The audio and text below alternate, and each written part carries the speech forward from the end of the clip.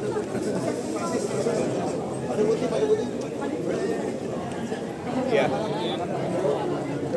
Ya, alhamdulillah hari ini baru saja kami para Menteri Koordinator di Kabinet Merah Putih menghadiri rapat di Badan Anggaran DPR RI. Tadi hadir Ketua Banggar, Said Abdullah, dan para Wakil Ketua jajaran pimpinan serta seluruh anggota Banggar DPR RI.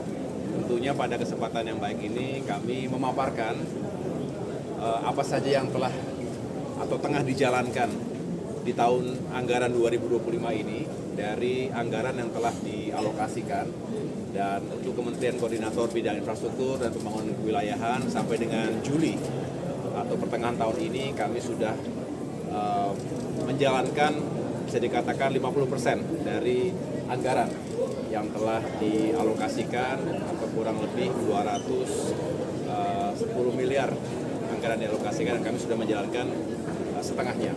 Sedangkan untuk 2026 kami juga bermohon adanya anggaran tambahan dari pagu indikatif yang telah ditetapkan oleh Kementerian Keuangan, dan tentunya melalui Banggar kami berharap ada dukungan-dukungan anggaran tambahan yang memang dialokasikan untuk secara umum untuk dukungan manajemen dan juga untuk program-program koordinasi. Ada 4 urusan utama dalam koordinasi Kemenko Infrastruktur ini. Yang pertama adalah pemerataan pembangunan di kewilayahan termasuk juga agraria dan tata ruang. Kemudian yang kedua terkait dengan konektivitas, multimoda transportasi, dan yang ketiga tentang infrastruktur dasar dari jalan, jembatan, bendungan, irigasi, dan semuanya. Dan yang terakhir tentang perumahan dan kawasan permukiman. Jadi tentunya dari sekian isu tersebut ditambah lagi ada beberapa yang bisa dikatakan flagship program yang menjadi arahan dan prioritas dari Bapak Presiden Prabowo Subianto, termasuk untuk memperkuat atau proteksi pantai utara Jawa dari Jakarta hingga Jawa Timur, atau Giant Sea Wall yang terus harus dikembangkan konsep dan sebisa mungkin bisa segera dijalankan. Dan yang terakhir kami juga mendapatkan tugas khusus untuk bisa mengawal kelanjutan dari pembangunan dan pengembangan kereta api cepat yang saat ini Jakarta-Bandung diharapkan ke depan bisa sambung sampai dengan Surabaya, Jawa Timur. Ini akan meningkatkan bukan hanya konektivitas, tapi juga membuka sentra-sentra pertumbuhan ekonomi di daerah yang semakin maju.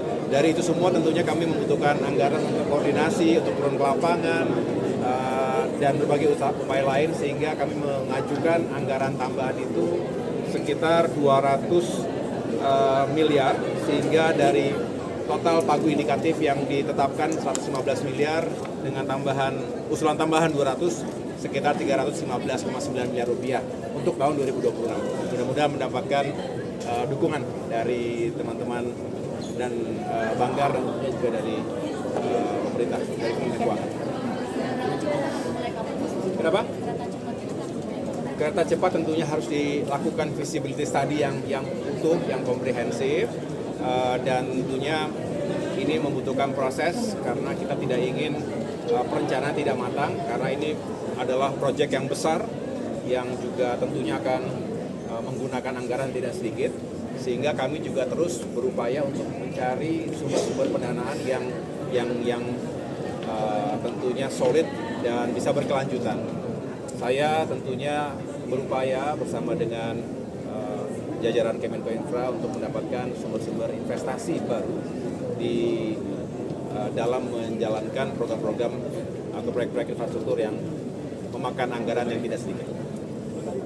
Pak, terkait dengan ini demo pada awal bulan itu yang banyak truk-truk, sopir-sopir truk yang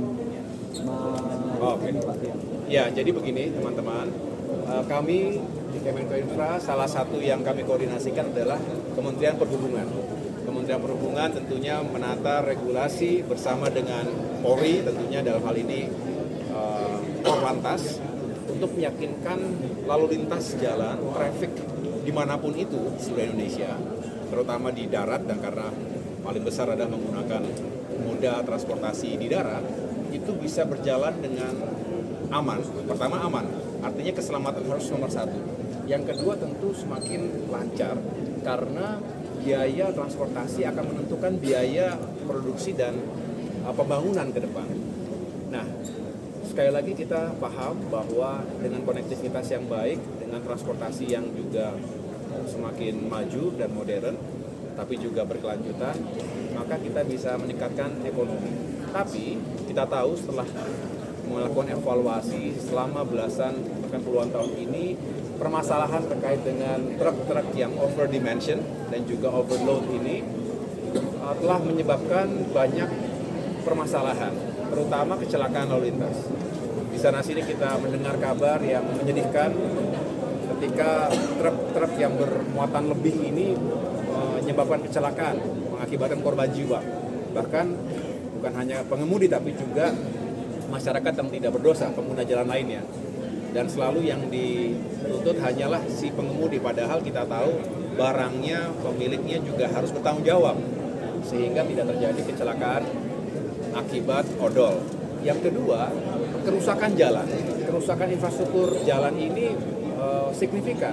Setiap tahun pemerintah itu harus mengalokasikan mungkin sekitar 40 triliun rupiah untuk memperbaiki jalan-jalan rusak di sana sini. Tidak hanya jalan tol tapi juga jalan-jalan di tingkat provinsi dan kabupaten kota. Ini juga menjadi salah satu alasan.